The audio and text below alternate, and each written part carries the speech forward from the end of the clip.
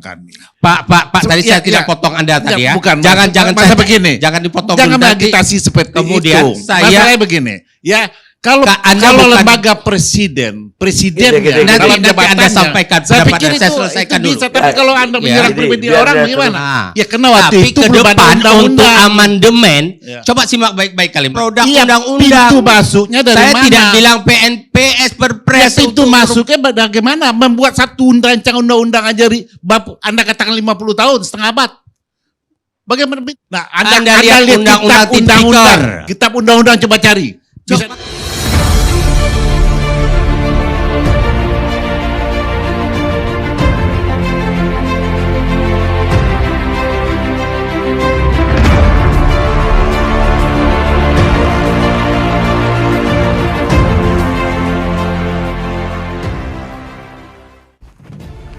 Assalamualaikum warahmatullahi wabarakatuh. Kembali berjumpa dengan saya di channel Hamzah Gantarang. Sahabat sebangsa dan setanah air di mana saja Anda berada, salam sejahtera untuk kita semua. Beberapa pekan ini memang menjadi hangat perbincangan terkait dengan rancangan Kitab Undang-Undang Hukum Pidana, yang mana ini akan disahkan setelah lama mengalami proses diskusi, ya, telaah dan kajian dari para akademisi, para ahli, pakar hukum, dan juga audiensi publik yang telah banyak memberikan kritikan, masukan, dan sebagainya. Sebagai sebuah kitab undang-undang yang berkarakter Indonesia, sesuai dengan semangat ketimuran kita, tentu pasti akan mengundang banyak diskusi, ya, akan terjadi debat hingga silang pendapat, dan tentu itu semua akan memperkaya bagaimana materi muatan daripada RKUHP ini betul-betul bisa ideal. Hal yang menjadi perbincangan sengit dan perdebatan dari para pakar ini adalah soal pasal penghinaan terhadap presiden. Inilah yang kemudian mengundang diskusi yang begitu panjang dari kalangan akademisi, praktisi, pakar, dan sebagainya. Tetapi kenapa kemudian ini menjadi hangat? Karena dia akan dipakai sebagai alat untuk kemudian menghukum, ya, warga bangsa, akan dipakai sebagai norma untuk kemudian mengatur kehidupan masyarakat Indonesia di masa-masa yang akan datang. Usul terkait dengan pasal penghinaan terhadap presiden ini memang menjadi begitu hangat. Seperti apa? Mari kita simak perbincangan sebuah debat yang sangat sengit, ya, antara Teuku Nasrullah, seorang pakar hukum, ya, akademisi, dan seorang praktisi hukum, Kapitra Ampera, yang kita kenal sebagai seorang lawyer, ya, pengacara senior. Ya, seperti apa perdebatannya, mari kita simak. Presiden dan wakil presiden, maka sebagian hak Anda harus Anda tanggalkan. Hak sensitif misalnya. Begitu kan, kita punya hak sensitif. Sedikit diomongin orang langsung merasa dihina atau dicemarkan. Itu hak sensitif, itu harus Anda tanggalkan. Nah, oleh karena itu saya beranggapan boleh saja kita berbicara mengkritisi terhadap lembaga-lembaga tersebut, karena kalau nanti dipisahkan antara penghinaan dengan kritik, takutnya seperti yang dibilang tadi oleh rekan saya ini, kita begitu lapor polisi, begitu yang laporkan presiden atau wakil presiden, aparat penegak hukum langsung merespon dan kejaksaan pun akan P21 perkara itu. Nah, itu yang kita khawatirkan. Walaupun sebenarnya tadi Prof. Andi Hamzah juga sudah mengatakan sebenarnya bisa gampang sekali kok membedakan antara kritik dengan penghinaan.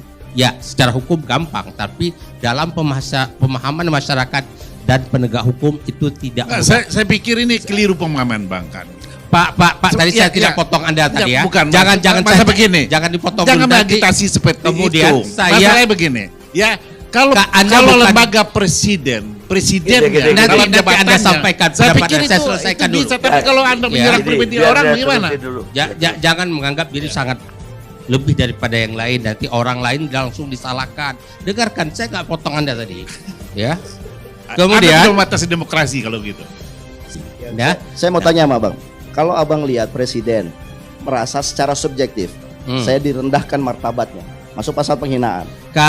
kalau saya kan- mengatakan begini, Kan itu apa namanya? Subjektifnya itu kan harusnya dibuat objektif. Tapi sistem kita sayangnya karena yang milik kepolisian, kejaksaan adalah presiden, ya mereka nggak pernah memberikan satu.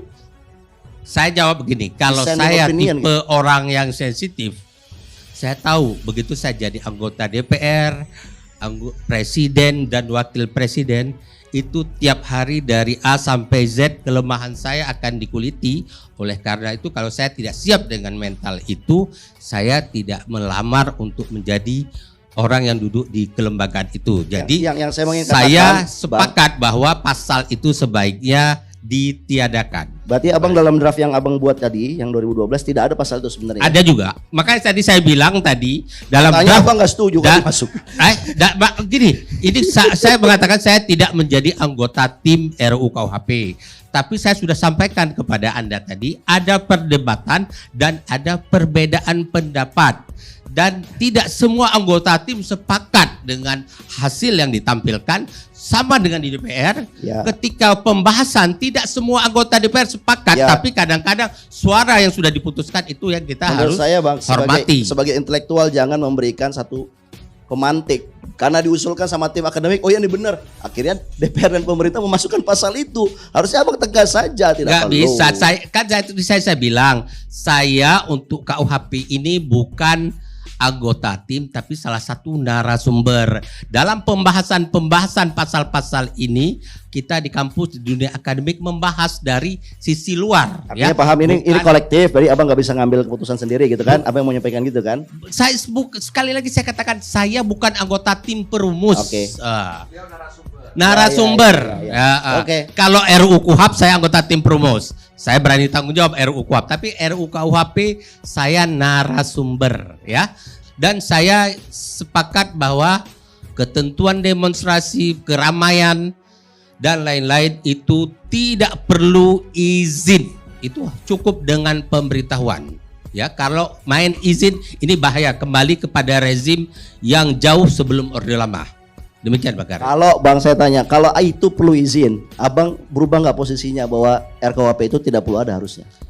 Setahu saya di dalam draft yang kami buat, yang diserahkan dulu ke DPR, itu bukan izin tapi pemberitahuan. Saya bakar sedikit. Pertama saya ingin katakan, di mana pasal RUHP ini, KUHP yang baru ini ada izin.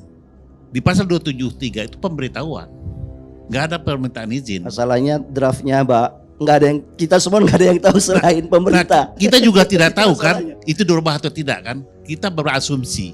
Karena kepikiran kita dilingkari oleh pikiran negatif, jadi asumsi negatif. Kita belum lihat. Yang kedua saya ingin katakan, dari mana Perpres bisa menganulir pasal di undang-undang? Karena kita sudah ada undang-undang tentang hierarki perundang-undangan. Bahwa Perpres itu di bawah undang-undang.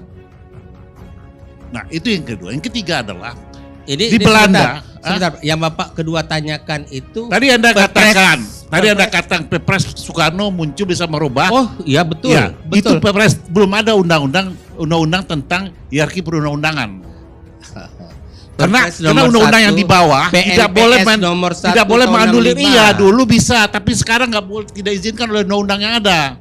Karena tidak boleh menganulir undang-undang yang di atas dan undang-undang yang di bawah. Nah, harus melalui Mahkamah Konstitusi. Nah, kedua, coba tunjukkan di Amerika, ya, dari mana parlemennya membuat undang-undang lo minta pendapat masyarakatnya. Mana contohnya? Nah, ketiga, yang kelima, di Belanda setiap peraturan pidana dirubah, tidak ada yang protes. Di sini belum disahkan, mau dibikin rancangannya, semua orang udah protes, belum melihat itunya. Tapi ketika ada pasal yang menguntungkan, nggak ada protes. Kalau menganggap itu tidak layak, mari kita uji semua pasal itu yang tidak layak itu secara konstitusional. Nah ini kita mencoba membangun framing pikiran sendiri yang sangat subjektif. Jadi Bang Karni, Nah, ini saya bahaya. tidak pernah mengatakan untuk aman ini mungkin kurang kopi tadi Bang. Enggak, Anda tadi mengatakan Tadi saya ya, Perpres. mengatakan Ya. bahwa ada contoh di KUHP ya pasal 156A itu masuk lewat PNPS nomor 1 tahun 65. Ya, karena waktu Tapi itu ke belum ada depan undang-undang. untuk amandemen, Ya. coba simak baik-baik kalimatnya. Untuk ke depan kalau ada amandemen oleh DPR bisa dimasukkan ke dalam pasal-pasal yang tadi DPR produk Iya, undang-undang. pintu masuknya dari Saya mana? tidak bilang PNPS Ya, Perpres pintu untuk masuknya bagaimana? Membuat satu rancangan undang-undang aja, Anda katakan 50 tahun, setengah abad. Bagaimana pintu masuknya? Kita harus memberi pencerahan masyarakat, jangan memodohin. Kalau sekarang kan abatinya memodohin masyarakat. Bisa Anda diamandemen. lihat contoh, Ya. Anda lihat Ah. undang-undang perbankan kan disebut undang-undang nomor sekian sebagaimana telah diperbaharui oleh sekian, sebagaimana telah diperbaharui oleh tanggal sekian tahun sekian. Undang-undang PT. Nah, Anda lihat undang-undang undang-undang. Kitab undang-undang coba cari. Bisa Makanya diperlakukan di seperti dalam itu. kitab undang-undang ini loh contohnya Ini kok ada kok. KUHP kita pernah dilakukan amandemen kok. Loh, di zaman itu belum ada undang-undang yang lain. Maaf untuk Bang Karni, mengaturnya. saya ingin tidak Harusnya ingin Anda berdebat harus- kalau nggak ngerti susah. Anda harus paham itu. Ya udah, ya kan? cukup.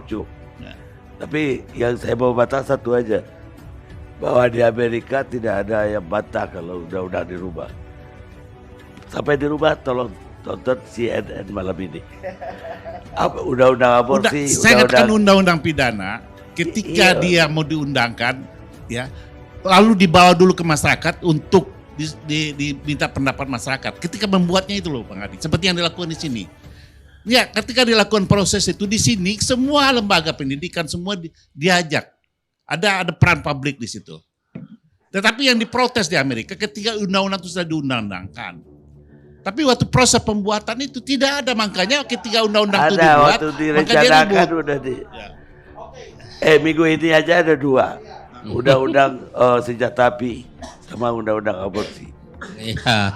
Itu sudah diundangkan atau belum, Bang? Sebelum dan sesudah. Undang-undang aborsi kalau Anda nonton CNN itu tiap hari yang demo itu undang-undang aborsi. Orang demo masyarakat untuk perubahan undang-undang.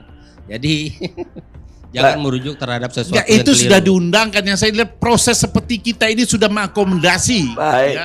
baik. Ya, sangat menarik dari diskusi para ahli hukum, dan ini semua menjadi pembelajaran bagi kita semua bahwa untuk menetapkan sebuah norma dalam pasal undang-undang memang harus melewati banyak debat, melewati banyak telaah, karena nantinya ini terkait dengan hak-hak, ya, serta kewajiban-kewajiban dan pidana yang akan mendera, ya, warga bangsa jika kemudian dalam perilakunya nanti ada yang memenuhi unsur tindak pidana yang dimaksud dari pasal tersebut.